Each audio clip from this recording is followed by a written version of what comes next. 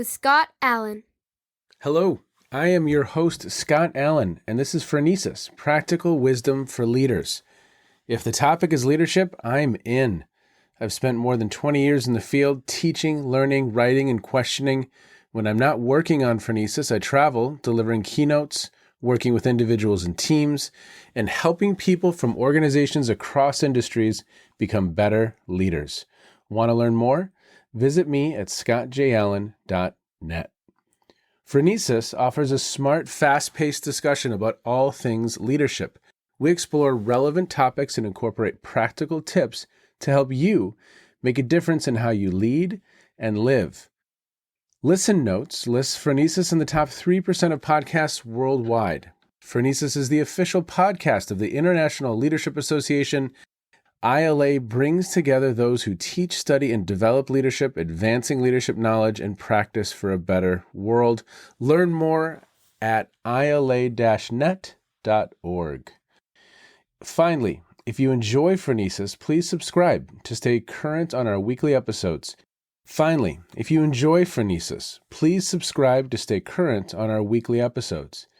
you find an episode that resonates, please share it with your colleagues and friends. And if you want more content, subscribe to my newsletter, The Leader's Edge. The link is in the show notes.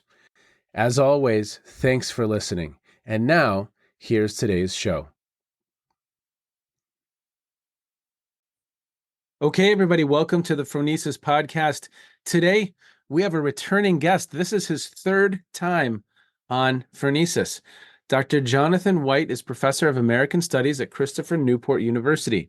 He is the author or editor of 17 books that cover a variety of topics, including civil liberties during the Civil War, the USS Monitor and the Battle of Hampton Roads, the presidential election of 1864, and what Abraham Lincoln and soldiers dreamt about. Among his awards are the State Council of Higher Education for Virginia's Outstanding Faculty Award, Christopher Newport University's Alumni Society Award for Teaching and Mentoring, the Abraham Lincoln Institute Book Prize, and the University of Maryland Alumni Excellence Award in Research. His recent books include A House Built by Slaves, African American Visitors to the Lincoln White House, which was co-winner of the Gilder Lairm Lincoln Prize. Shipwrecked, a true Civil War story of mutinies, jailbreaks, blockade running, and the slave trade, and Final Resting Places, Reflections on the Meaning of Civil War Graves. His most recent book is a children's book, My Day with Abe Lincoln. Jonathan, thank you so much for being with me again today. I look forward to these annual discussions on Lincoln. Probably 10 years from now, we're going to have, a dozen of them. But what's new with you, sir? What's going on? What's the latest?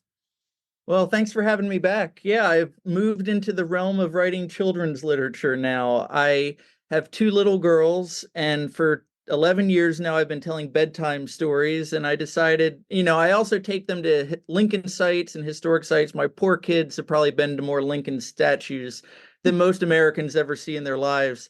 And I decided I wanted to try to meld these two parts of my life, my historical writing about a great American leader and my love of telling stories for kids. And my hope is that I can get kids interested in someone like Lincoln now. Well, tell us a little bit about it for all of those parents out there looking for a wonderful gift. What are some things that stand out for you in either writing this or in the content?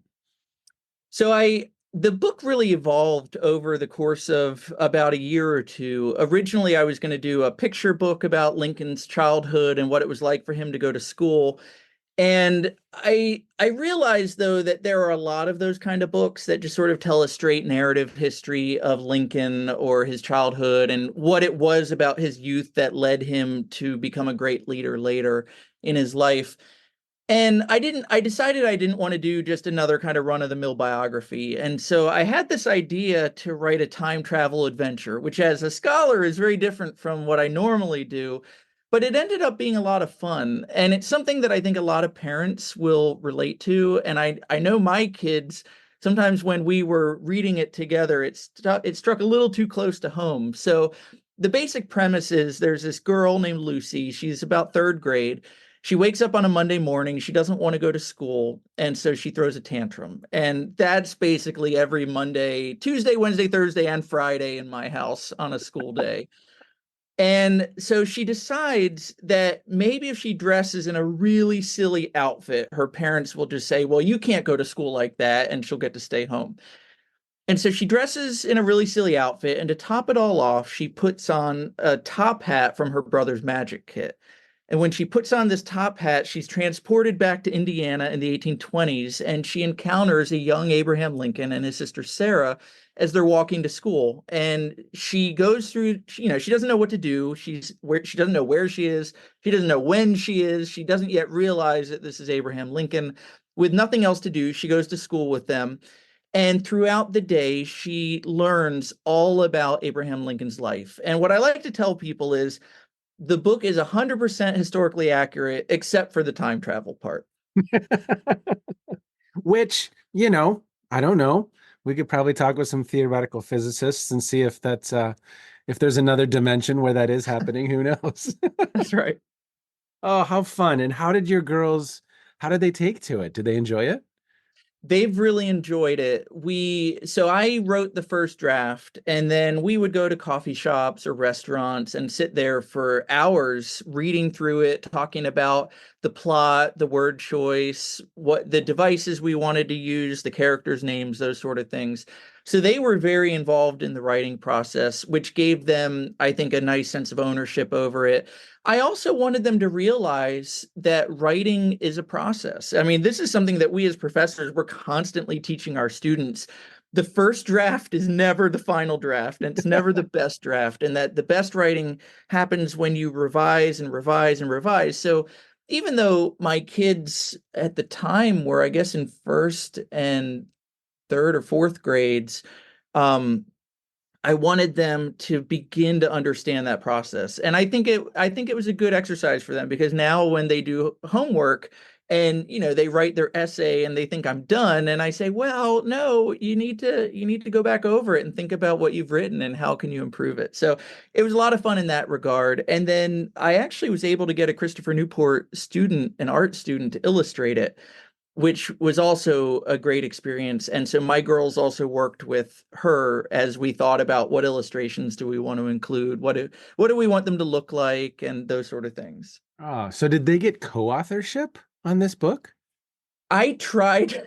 It's a good question. They're a little jaded about this. I when I wrote the book, I put their names on the title page, and the publisher took them out mainly for space issues, but they are in the table of contents because there's a message from them in at the beginning of the book, a note to the reader, where they kind of speak to the kids and say, here's what you can expect to find in this story. And the Uh, artist actually drew them in that page, and then also drew them at the end. There's a scene in a modern. So the main character, Lucy, comes back to the present at the end and goes to school. And now she's excited to learn and to read. And so there's a modern classroom scene, and my kids are hidden in there as well.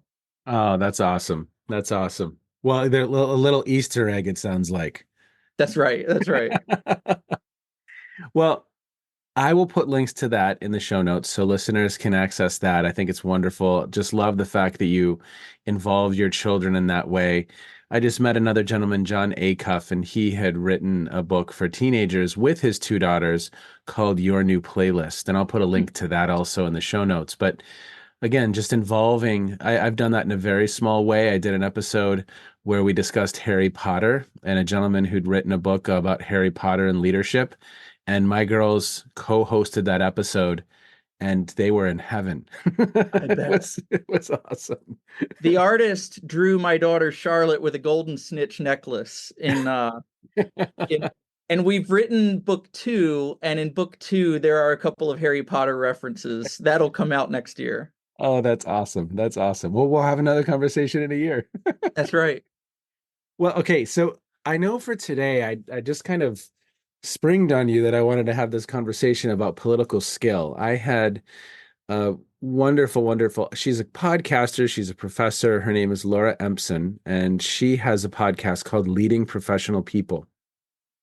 And her podcast is really focused on people who are leading consultancies, law firms, accountants, and it's a really, really cool podcast. And she talked about the need for political skill in these organizations because oftentimes you're elevated to maybe partner, but then you're placed in a position of authority, but you may not have formal authority over a lot of your peers. You have to be politically skilled. And so I was hoping that we could explore a couple stories today of Lincoln and his political skill. I mean, before we started, you said, look, he had no formal training in a lot of this, but he was masterful at certain times in displaying political skill. So maybe a couple stories from you today. That would be a lot of fun. Sure. And actually, the first one I'll kind of draw from the kids' book. So one of the big themes that comes out in the kids' book, which is called My Day with Abe Lincoln, is that Lincoln was a really bad speller. Hmm. And I know that might not seem like it's related to leadership, but in a sense it is because it points to Lincoln's authenticity as a human being, which then came out as a leader. So Lincoln was a really bad speller. He struggled with spelling words like very. He would, as an adult, he spelled very with two R's almost 40 times in his Wow. collected works. I mean, it's incredible. And Lincoln knew that he had this weakness. When he was running for president, he talked about how defective his education was. And he said, if anyone happened to sojourn into the neighborhood in backwoods Indiana, supposing to know Latin, he was looked upon as he was a wizard. And Lincoln didn't know how to spell wizard. He misspelled it. When Lincoln was president-elect writing his inaugural address, he didn't know how to spell inaugural. He misspelled that. I mean, he misspelled words all the time. And one of the stories that I remember is, and that I talk about in the kids' book, is when Lincoln was president at one point in the White House, he had this group of men around him, and he said, "Does anyone know how to spell missile? I don't know how to spell it." And, my kids have spelling tests every Friday when they're in school, and they hate it. And I'm sure that most kids hate that kind of thing. And one of the lessons that I wanted kids to realize in reading My Day with Abe Lincoln is that, they may struggle with spelling, and so did our greatest president. Yes. And the thing about Lincoln was he didn't try to hide it. He didn't try to cover it up. I mean, here you have the president of the United States in a group full of people at the White House saying, "Does anyone know how to spell this word? Because I don't know how to spell it." And I think that sort of authenticity on Lincoln's part is what won people over to him as a leader. Lincoln at one point said, I'm gonna mess up this quote a little bit, but during the Lincoln Douglas debates of 1858, he said, "Public sentiment is everything. He who molds public sentiment goes further than he who passes statutes or makes pronouncements," those sort of things. He says, "He who can shape public sentiments makes statutes and pronouncements possible or impossible to be executed," meaning that if you wield political power, you may be able to ram things through, but if you don't have your followers behind you, you're not going to be able to really enforce the policies that you want. But if you can bring people along to your way of thinking, if you can connect with them in a real way, then you can accomplish way more. And so in Lincoln's authenticity, he was able to try to bring his followers as a nation, his constituents over to support his policies. And he faced a lot of opposition for his policies during the war because a lot of them were really controversial. I mean, most of the North did not want to fight to free the slaves. Most of the North was very critical of some of his other controversial policies, but he was so persuasive as a leader, and people could just feel like they could connect with him as a person because of his authenticity, that he was able to win them over. And when he ran for re-election in 1864, he won 55% of the popular vote, which is a pretty and a huge majority in the electoral college. I think it was 212 to 21. And that was because of how he could connect. When people saw his picture or read his words, they felt like they knew him, which Mm. is something that I think a lot of our modern political leaders are lacking. And it comes out of Lincoln's genuine character. We'll talk a little bit more about how he was. So you have this authenticity, like, look, I'm a human. This is who I am. I'm imperfect, but this is me. And you said that he could bring people along. So talk about what were some either rhetorical techniques or what are some other ways, maybe storytelling, I imagine, that Yeah. he could bring people into his way of thinking. What was it about him? Some things that stand out for you. Yeah, he was a brilliant storyteller and joke teller. And there's actually a wonderful book by a British historian named Richard Cowardine called Lincoln's Sense of Humor, where Cowardine just sort of traces out Lincoln's humor. It's kind of funny because Lincoln was actually a very smutty joke teller, and some of his jokes were burned by his friends after his death because they thought if these stories get out, that, his reputation will be forever ruined. But Lincoln just had a way of knowing how to use a story to make a point.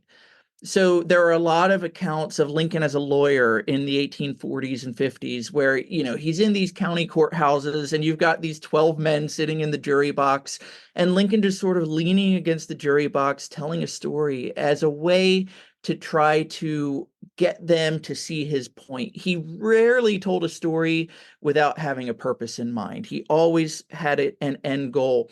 What's interesting is a lot of the stories were not and jokes were not original. He read joke books from the 18th century and the early 19th century. He had an extraordinary memory. He would often read out loud because he said if he read out, this is another theme that comes out in my kid's book. He said if he read out loud, he got the ideas by two senses. So he would see the words and he would hear the words and he would remember them better.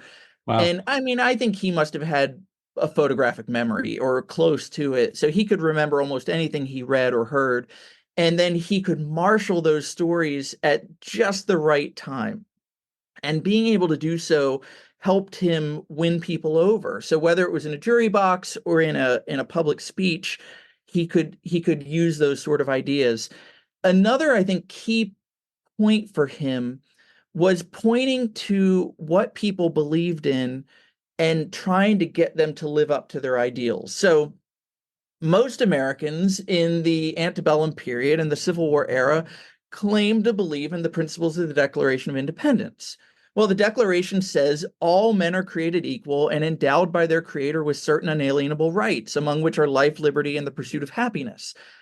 And, for most Americans, I should specify, most white Americans in the 1850s, they thought, well, this applies to me.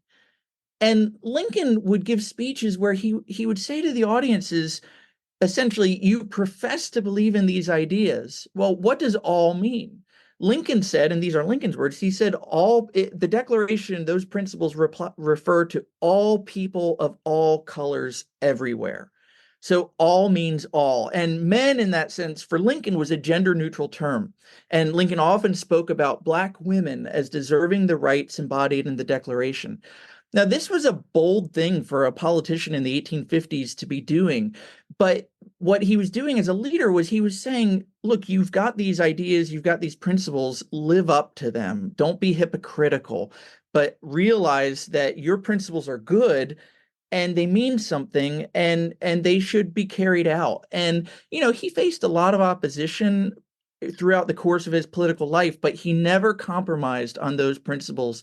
And it's fascinating to see at the beginning of the Civil War, there was a 13th Amendment that was proposed that actually got through Congress that would have been an unamendable amendment that would forever protect slavery where it existed. And a mere 5 years later, we get a very different 13th Amendment that abolishes slavery based on race, color, or previous, that sort of servitude. And it was Lincoln who was willing to stick up for those principles, I think, that was able to guide the nation from a 13th Amendment to a very different, much better one at the end of the war. And just one last point on this, when in 1861, when Lincoln was on his way to Washington, D.C. to be inaugurated president, he gave a speech at Independence Hall, which of course is where the Declaration of Independence was written and the Constitution. And Lincoln didn't expect to give a speech, but he raised a flag, he expected to do that. And of course, people call for a speech. And so he gives some extemporaneous remarks. And the only reason we know what he said is that there were reporters there who wrote it down. And Lincoln knew that there were credible threats on his life in Baltimore, which is where he was about to pass through. And as he raised the flag and gave the speech, he said, I was speaking extemporaneously. He said, I was about to say, I would rather be assassinated on this spot than to surrender the principles of the Declaration. And, ultimately that's what happened. He stuck to his guns, he stuck to these principles, he got the nation to adhere to them and live up to them as best they could at that time. And 5 years later, he was assassinated for it. Okay, so there's an authenticity and a connectivity that occurs because he's human. He had this photographic memory but couldn't spell very or missile, Right. right? And then there's this innate ability to bring people along and bring people along through story, bring people along through humor, and bring people along through connecting to core values that we need to be living up to, right? Mm-hmm. Kind of riding on the back of like, look, this is who we say we are. What are some other examples of his prowess when it came to political skill? I mean, were there his command of the law and were there legal techniques that he enacted that he used to move some of these agendas forward? How do you think about that? As bad as a speller as Lincoln was, he was very precise and careful when it came to words and to language. He was a master of language arts. He also cared very deeply about reason and logic. As a lawyer in the 1850s, I think it was, he got Euclid's geometry and just read it because he wanted to understand how logic worked and he wanted to be able to apply those principles to his political career and to his legal career. And so when I think about Lincoln in those regards, he was always making logical arguments. As early as the 1830s, he gave a speech where he said something like, "Passion has led us so far, but now we need cold, calculating reason." And whether it was in a speech or a public letter, Lincoln would use words to bring people over to his way of thinking. And he was always working to persuade.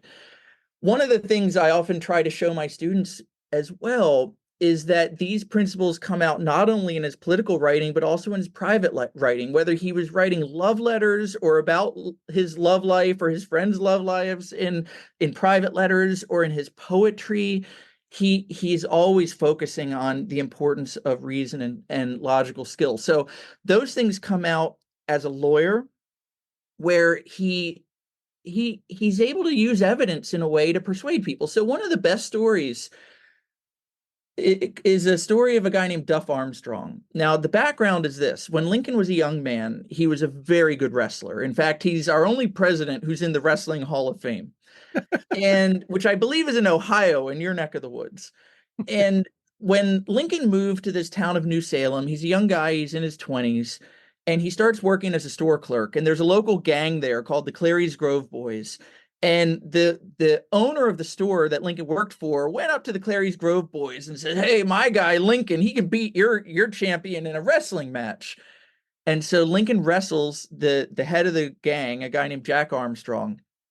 Now, there are a lot of different accounts that survive, but Lincoln allegedly was going to win, and the rest of the gang saw this, and so they all piled on, and Lincoln's flailing and yells essentially, "Look, I'll take all of you on. It just has to be one at a time." And Jack Armstrong apparently cheated, and Lincoln kind of got really angry about this, but then Jack was impressed, and Jack shakes his hand and kind of welcomes him in. And Lincoln becomes this sort of local hero because of his bravery in this moment. Now, and that actually helps catapult Lincoln's political career because this is where he's going to first run for office and get elected. Now, fast forward a decade or two, Jack Armstrong is dead by now, but he has a son named Duff. And Duff gets involved in a fight. I guess this is just a backwoods thing in, the Midwest where people get in fights all the time. And Duff gets into a fight, and in the process of the fight, another guy gets whacked in the head and killed, whacked in the head by a stick of wood. So Duff gets arrested and charged with murder. And Duff's mother, Jack's widow, Hannah, comes to Lincoln and says, "Please defend my son." And, she doesn't have any money. And Lincoln says, "Well, my connection to your family, of course I'll do it, and you don't have to pay me." So Lincoln defends Duff. Now, at the murder trial, this one witness says, "I know that Duff killed this other guy because I saw him. It was a full moon, and it was moon bright, and I could see it. And Lincoln had the man repeat this over and over again. How do you know Duff killed him? It was moon bright. I could see it. I saw him hit the guy with the firewood and kill him. So then Lincoln gets out an almanac, and the almanac shows that there was not a full moon that night. And at that moment, the jury is completely convinced that the other guy was lying, that he was not a credible witness, and that Duff wasn't guilty, and Duff is acquitted. And it's a true story, and it's a great story because it captures for Lincoln. He knew how to use evidence and facts in a way to persuade people. It reminds me of a quote from John Adams, where John Adams said, "Facts are stubborn things."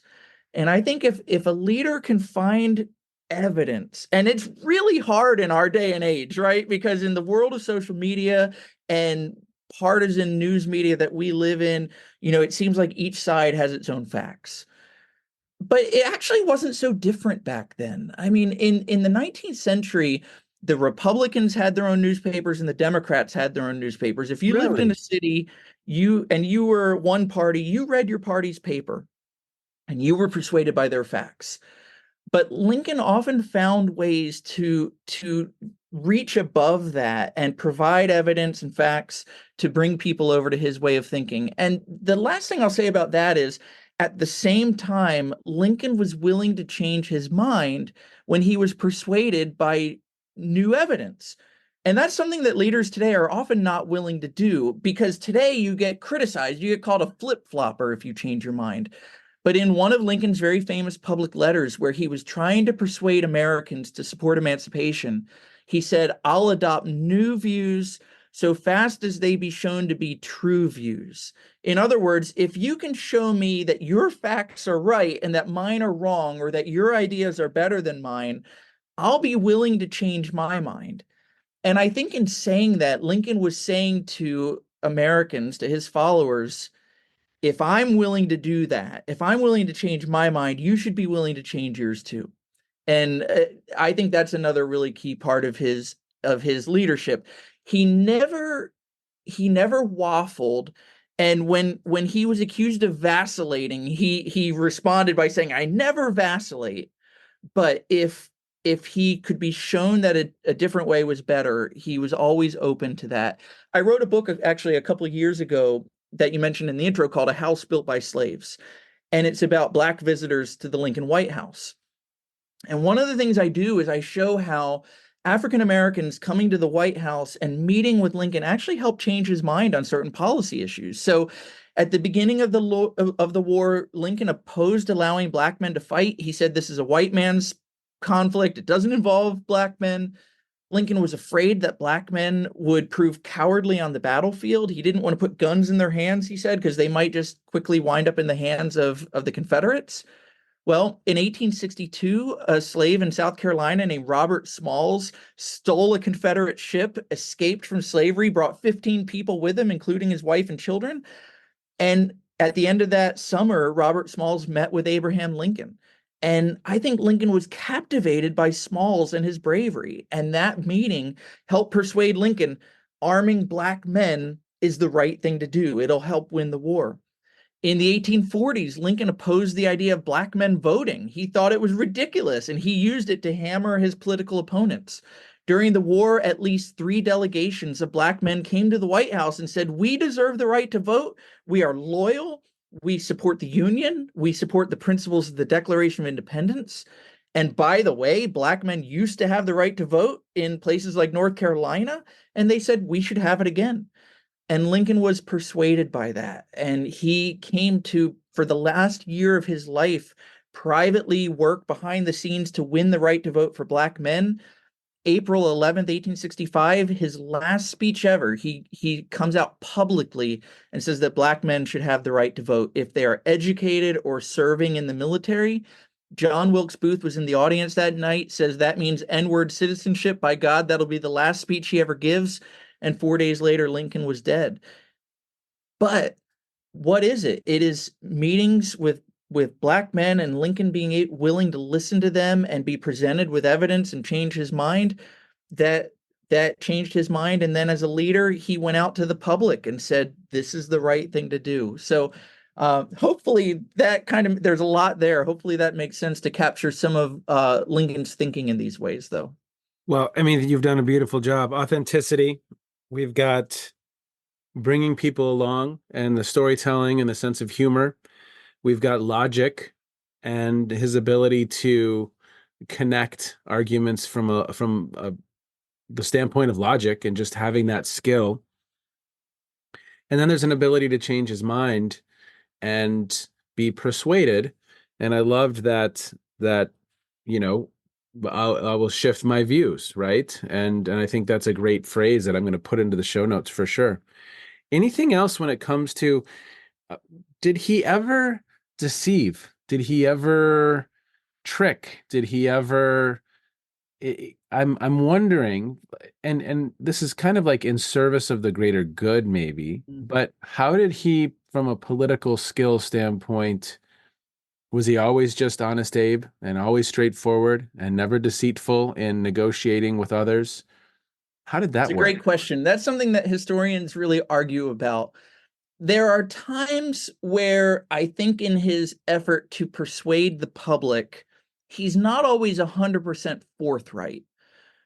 But I wouldn't say that he's deceiving either. So there are two examples that come to mind. The first is Lincoln decided to issue an Emancipation Proclamation in the summer of 1862. The problem at that point was that the war was going very badly for the Union. And when Lincoln presented this idea to his cabinet, most of them were supportive, but his Secretary of State essentially said, look, if you do this now, you're going to make the Union look weak to the powers of Europe. It's going to use a modern metaphor, it's going to look like a Hail Mary pass at the end of a football game. And they're going to say, well, the Union's losing, so they're going to this extreme measure. And so we are going to now recognize the Confederacy as a legitimate nation.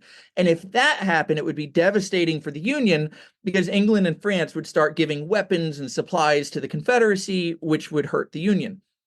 And so Seward, the Secretary of State, persuaded Lincoln, you've got to wait until after we win a victory on the battlefield. Only then can you come out with an Emancipation Proclamation. And so Lincoln waits. And the problem is the Union generals were not very competent at that point. And so they lose battles and Lincoln is waiting. And in that period of time, the most prominent Republican newspaper editor in New York, a guy named Horace Greeley, writes an editorial called The Prayer of 20 Millions. And you've got to be a pretty audacious guy to claim that you speak for 20 million people. But he says the prayer of 20 millions is that Lincoln free the slaves. Now, Lincoln already knew that was his plan, but he couldn't come out publicly and say so. And so, but he also couldn't ignore this editorial because it's written by the most important journalist in the country. Mm. And so Lincoln responds with a public letter where he essentially says to Greeley, my top priority here is to save the Union. And if I could save the Union by freeing all of the slaves, I would do it. If I could save the Union by freeing none of the slaves, I would do it. If I could save it by freeing some and leaving others alone, he said, I would do that. And he said, what I do about slavery, I do because it will help me to save the Union. Now, this is actually the letter where Lincoln says that he's willing to change his mind. He'll adopt new views so soon as they be shown to be true views. Now, a lot of people have accused Lincoln of lying in this letter because, he's already decided what he's going to do. I see it as Lincoln being persuasive. He knows that most of the North is racist. He knows that most of the North is not willing to fight to free the slaves, but he also knows that most of the North is willing to fight to save the Union. And so what he's trying to do is to get them to understand, if you really believe in saving the Union, you have to be open to the possibility that the best way to do that is to end slavery. Mm. And he is going to show that he has changed his mind, and he's hoping that he can get Northerners to change their minds too. And it's going to be a process because a lot of people are going to be really against this sort of policy. And in fact, there are whole regiments of Union soldiers that throw down their arms and walk away from the battlefield because they say, I'm not willing to fight for N-word citizenship. But this is the beginning of a process where Lincoln, he's not fully forthright. He could have come out and said, all right, Greeley said this. Here's the plan. We're going to free the slaves, and this is the best way to save the Union. He doesn't do that because he understands he has to work within the parameters of what do most of his followers believe. They Yep. believe in the Union. They Yep. certainly don't believe in black equality, but he can begin to bring them over to his way of thinking through a slightly deceptive use of persuasion. Another example, which I think gets a little overblown, but for listeners who've seen the Spielberg Lincoln movie, where Lincoln, he has his meeting going on in the spring of 1865 with Confederate leaders, and the meeting takes place where I live, actually, in Hampton Roads, Virginia. But there were rumors that the meeting was taking place in Washington, D.C. And Lincoln says, there's nothing to my knowledge that says, he puts this in writing, there's nothing to my knowledge that says that Confederate leaders are coming to Washington, D.C. Well, Lincoln knew they weren't coming to Washington, D.C. They were going to Hampton Roads. So there was a meeting going on. But again, he was very careful with language. And so he wasn't lying. You might say he was lying by omission, maybe. Mhm. But he wasn't lying. The meeting was not in DC. So when he said there's nothing in DC happening, he was technically true. So there are some accounts like that. But for the most part, I mean, Lincoln was a very honest guy. His reputation is well deserved. It stretches back to his youth, and there was certainly corruption in his house and in his both his personal house. I think his wife was corrupt, and also in his political house. He there were in a when you have a huge administration with thousands of people, there's going to be some corruption there. But for the most part, he was one of the most honest people we could ever expect to see in the White House. Well, and it sounds like at least in that first example, at times you're bridging, like you said. I mean, we're not going to be able to go to Z in the minds of people. We need to move along a continuum. So based on your telling of the story, I agree with you. So tell all Yeah, those other Lincoln historians that he wasn't lying for me. I will. I try. Say Scott from Phronesis thinks this. Well, Anything and it's else? interesting, with his law practice, there are a number of examples of cases that he wouldn't take. There are some times where he took cases where he knew the client was probably in the wrong. But there are other cases where if he heard the client's story and he just said, there's no way you can win this, you're not in the right, he often tried to persuade people to settle. Hmm. And actually, that's also true of cases where people were in the right. He would try to persuade people to settle. He had a phrase where he said, discourage litigation. Litigation is not good for communities. It's not good when people are suing each other. And in these small communities, he would go in as a lawyer and take cases. And if he saw a case where he thought, okay, even if you're in the right and I think you can win, this is bad for you. There was one case where a young man came to him and said, my neighbor wronged me and I want to sue him for $600. And Lincoln said, I know you're in the right, but there are better ways to make $600 than suing your neighbor for this. And so Hmm. he tried, as a lawyer, as a leader, as a president, he tried to be a peacemaker, to get people to find ways to work together rather than to be at loggerheads or odds with each other. Well, and back to the film Lincoln, right? I mean, you have the team of rivals narrative, right? That tried to involve people from different viewpoints and perspectives um, in the effort, right?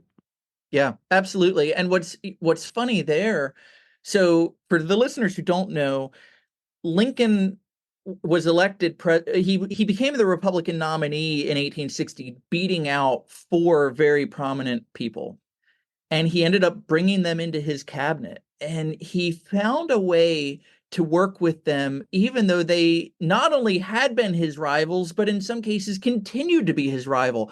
Lincoln's Secretary of the Treasury, a guy named Salmon Chase, tried to undermine Lincoln's presidency so that he could win the Republican nomination in 1864. I mean, imagine the Secretary of Treasury today thinking, I'm so great, I'm going to beat out the incumbent and try to steal the nomination away. Like, it's insane. But Lincoln was able to manage his cabinet in a way that he let them know, I'm the guy in charge. his Secretary of State, William Seward, very early in Lincoln's presidency, thought Lincoln's a country bumpkin. I'm a prominent New York senator. I know how things run. And in April of 1861, Seward writes out this memo that he called Wanted a Policy, meaning, Lincoln, you don't know what you're doing and you've not come up with a policy, so I'm going to tell you what we're going to do. And Lincoln very quickly showed Seward, I'm the guy in charge. I'm going to develop the policy, not you. And put Seward in his place. And it took a little bit longer for the Secretary of the Treasury. And what's funny is the Secretary of the Treasury and the Secretary of State kept going at it for the whole 4 years. And the Secretary of the Treasury would keep trying to resign to basically force Lincoln to make moves like, oh, I'm going to resign if you don't give me what I want. And Lincoln was always able to orchestrate things to put these guys in their place, to keep them from resigning, and to ultimately do what he wanted to do, not give in to what they wanted. Although the last final time that Chase in 1864 threatens to resign, Lincoln finally says, fine, takes his resignation. And at that point, Chase didn't see it coming. He didn't think he'd actually resign. And Lincoln forces him out of the cabinet. And when a vacancy on the Supreme Court arose, Lincoln said, okay, I'll give you that job. You can have life tenure there and you can stop trying to steal the presidency from me. So, I mean, he was just such a brilliant strategy guy. He knew how to manage people, which, as we talked about earlier, is incredible because he had no executive experience before this. He had a very good understanding. He was so well read. He had read about so many great leaders from the history of the world. I think he gleaned a lot of lessons from them. Okay, so we've got well-read, knowledgeable, a student of history. So that was probably his greatest educator in some ways, or one of them. And then we've got an ability to stand up for yourself when you need to Mhm. and assert yourself and kind of take on more of a authoritative or very assertive and aggressive stance when needed, right? And so but trying ultimately to be a peacemaker and to try to figure out what's the best path forward for the whole. So there's also kind of a whole that's in the perspective here of not just me, but the whole is the ultimate objective, right? Yeah, he had a vision for preserving the Union and preserving democracy. And he was able to do everything, or he strove to do everything he could to carry out that vision and to get people to buy into that vision. And Yep. I think that's really important. And then, I know that a big topic in leadership is servant leadership. And I think that's another piece of it. And that connects to his authenticity. But Lincoln understood the importance of not towering over his followers, but serving them in a very real way. So there are a lot of accounts. I read one last night as I was reading through a diary of a nurse, and this also gets captured in the Spielberg movie. Lincoln would regularly go to the hospitals in Washington, D.C., and sometimes even in the field, and shake the hands of the people who were sacrificing their lives for the Union. Yep. So if these people were willing to lay their lives on the line and sacrifice their comfort and well-being and be away from their families, Lincoln was going to go and thank them. And Mm. I think that's one of the most beautiful pictures of servant leadership that you can see. And it wasn't just white people that he did that for. In May of 1862, Lincoln went to a hospital in Washington, D.C., and he shook the hands of all these convalescing white soldiers. And there were three black cooks there, and these were refugees from slavery. At least one was from Maryland, at least one was from Kentucky. And one of the white nurses there introduced Lincoln to these three black cooks. And Lincoln went up to them and shook their hands and learned their names. And I still know their names because Lincoln learned them. One was named Lucy, and one was named Brown, and one was named Garner. And he goes up to them, shakes their hand, and says, how do you do, Lucy? How do you do, Brown? How do you do, Garner? And what Lincoln didn't see in that moment was those white soldiers were cursing in the background, saying, how can he shake the hands of these N-words? And I'm censoring what they didn't censor. Whereas for Lincoln, from his perspective, these people are serving the Union, and they deserve his respect as well. And so, in the 1860s, it was almost unheard of for a white person to shake a black person's hand. Lincoln did that with these essentially homeless refugees because he wanted to show them his gratitude for what they were doing. And I think he's the ultimate servant leader in American history. And as a quick aside, one of the, people often ask me about the Spielberg movie about historical inaccuracies. And for those who have seen the film, there's this scene where Lincoln goes and shakes the hands of these soldiers. And when he meets one of the soldiers, he says, "What's your name?" And the soldier says, "Kevin." And that actually, Kevin was not a name in America in the 1860s. No one was named Kevin. So if you want a kind of a funny historical inaccuracy in the film, there's one of them. Okay, we're gonna wind down, but before we do, man, I respect your mind. I really, really, and your craft and your wisdom and your knowledge in this space. It's just it's incredible, John, and I'm so appreciative for your time because I learn every time we talk. And so you've given us a really, really nice roadmap of kind of what were some of the ingredients that equaled political skill for Abraham Lincoln and a time in our history when it was needed most. And so thank you for that. Yeah, as you know, I always close out our conversations with asking you what you've been listening to, reading, streaming, what's caught your attention in recent times. It may have something to do with what we've just discussed. It may have nothing to do with what we've discussed, but what's caught your attention, sir, that listeners might be interested in? Yeah, I just finished editing a diary of a Civil War soldier who fought in Minnesota against Dakota Indians and then wound up becoming an officer in a black regiment in the Southwest during the Civil War. And so, in working on that, I read a lot about Minnesota during the Civil War. And I'll just tell a very quick story here because it connects to Lincoln's leadership. So, in 1862, the federal government was very corrupt in how it dealt with Native Americans, as I think we all know. And the Dakota were starving in Minnesota because they were not getting the money that had been promised to them by the federal government. And four Dakota warriors killed a couple of unarmed white civilians, and this led to an all-out war between the Dakotas and white Minnesotans. And in the end, after about 6 weeks of fighting, the whites defeated the Dakota. They captured a number of hundreds of prisoners. They tried almost 370 of them in a military court. And in most of the cases, the trials were perfunctory. The Dakotas, in many cases, didn't speak English. They didn't have representation. They didn't know what they were being charged with. And 303 of them were sentenced to be executed. And Lincoln deliberately slowed down what was going on out there, and he sent a telegram saying, "Do not execute anyone until you've heard from me." And he then had three lawyers review all the cases in Washington, D.C. Now, the people of Minnesota wanted all of these Dakota warriors killed, executed. And what Lincoln did was he said to the lawyers, look for people who were essentially committing war crimes, rape or killing unarmed civilians. Those are the people we'll execute, but anyone who was just picked up on the battlefield should be treated as a prisoner of war. Now, he ended up executing 38 and pardoning 269. Now, Lincoln is criticized for this because he's seen as it's the largest single day mass execution in American history. 38 Dakota warriors were hanged on December 26, 1862. But it's also the largest commutation in American history. And I think it's so important. And in reading about this, I've just learned so much. Lincoln treated those Indians in the same way that he treated white soldiers. If they were found committing a war crime, he allowed the sentence to be carried out.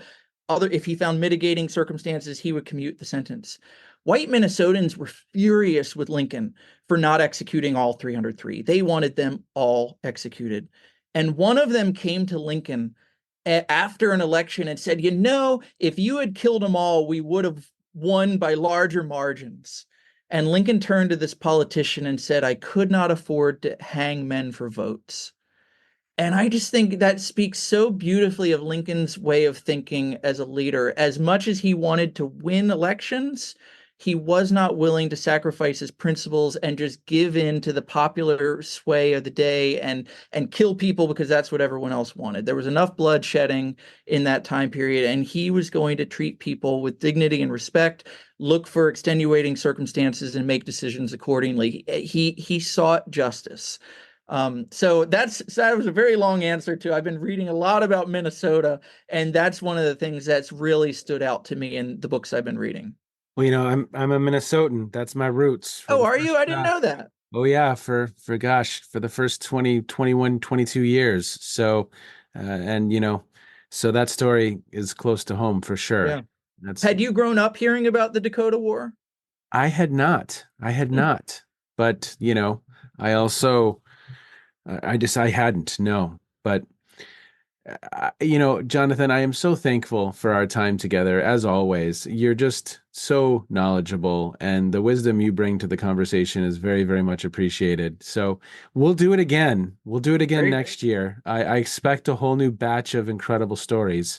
Thanks. I love having coming on. Thanks so much for having me. Okay, sir. For everyone, there's a bunch of links in the show notes, and go ahead and check those out. And of course, Jonathan, congratulations on the new publication. So awesome that you involved your daughters. That's wonderful. Everyone, go ahead and click on that link, buy that book. Take care, everyone. Bye-bye. Okay, political skill.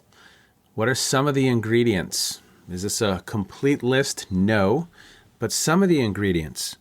Authenticity. He was a human. Logic, storytelling, humor. He was willing to change his mind at times and was known as someone who was a peacemaker, but would stand up for what he believed, and again kept that large picture and the large vision and mission of keeping the Union together in mind. He was also an individual who was a student of history. Those are a few things that stood out for me. I'm sure some things stood out for you as well. As always, thank you so much for checking in, everyone. Take care. Be well. You have just finished another episode of Practical Wisdom for Leaders with Scott Allen. To contact me, visit scottjallen.net or send me a note at scott@scottjallen.net. I'm also on LinkedIn, so let's connect. If you have feedback, I'd love to hear it. And as always, thank you so much for listening. And now here's my daughter, Emily, with the outro.